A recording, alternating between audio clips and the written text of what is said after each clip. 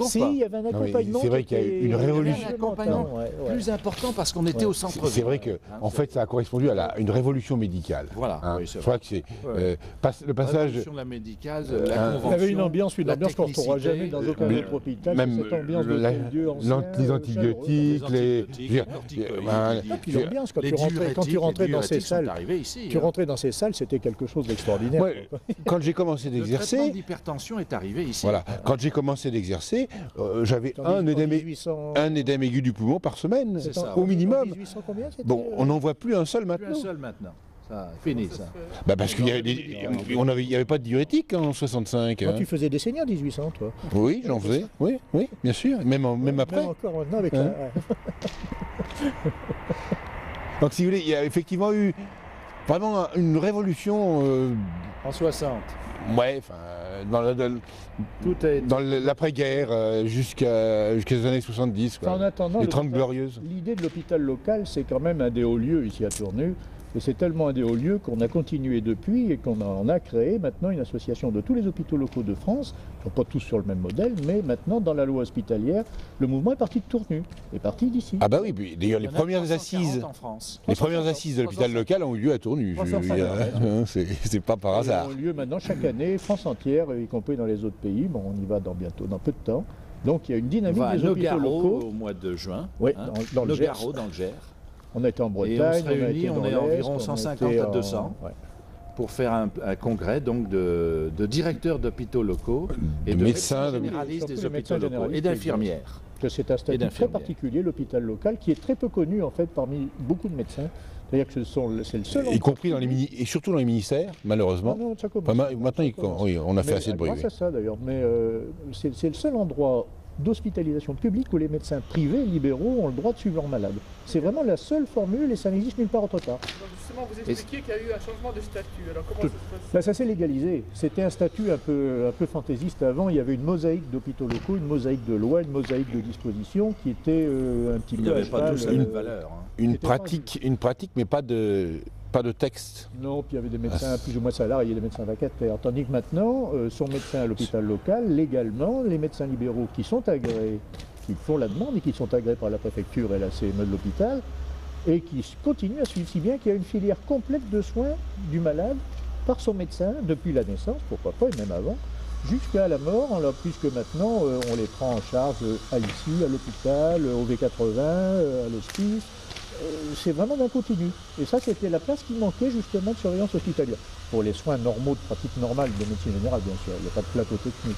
Le fait que c'est quand même, c'est reconnaître la valeur de l'hôpital local au niveau ministériel. Et ça, c'est une victoire, je veux dire, importante, pour les médecins peut-être, mais pour les malades surtout. L'hôpital local de Tournu, le nouvel hôpital, même peut-être l'ancien, grâce au directeur et à la directrice successive, a eu la possibilité d'avoir des infirmières de nuit, ce qui n'était pas le cas. Il n'y en avait pas ici. C'était pas le cas auparavant, n'est-ce pas? Et qui posait un problème, c'était les sœurs, c'est ça. Ouais. Ah bah qui faisait, oui. Alors que maintenant, on a un service de nuit impeccable dans l'hôpital là-bas. Il y a le service de tout hôpital public avec la permanence de soins, au point de vue hospitalisation publique, infirmière. Si vous voulez, la phase où le médecin faisait tout, c'est terminé en 1950. Et il a fallu l'aider avec des kinés, des infirmières, des psychologues, etc. Enfin, le médecin faisait tout, ou le médecin faisait pas grand-chose parce qu'il n'y avait pas grand-chose à faire. Oui, d'accord.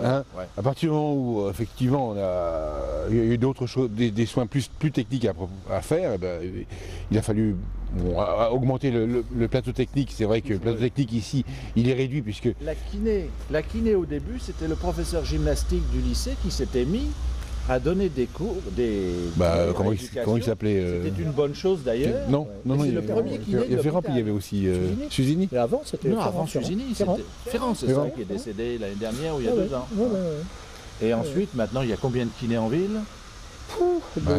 4, de 5 et de 7. Le laboratoire, une prise de sang faite ici, était analysée soit à Bourg, soit à Châlons, parce qu'il y avait des commodités dans l'un et l'autre cas. Et on avait le résultat le lendemain, par courrier. Enfin, le lendemain ou le surlendemain. Ou le surlendemain. Ouais, enfin, souvent le surlendemain. Maintenant, vous faites la prise de sang, vous avez votre résultat sur le fax dans l'heure qui suit. En principe. Quoi? C'est pas encore fait, ça? Il y avait quelques opérations chirurgicales. Alors à la guerre, oui. Non, ça s'est fermé. Le père Denis. Ça s'est fermé en 57 ou en 58. Oui, mais ça avait démarré à ce moment-là. C'est ça. Ouais. Alternativement, les chirurgiens de Châlons et de Mâcon venaient dans une petite salle d'opération avec un cialétique antédiluvien Là.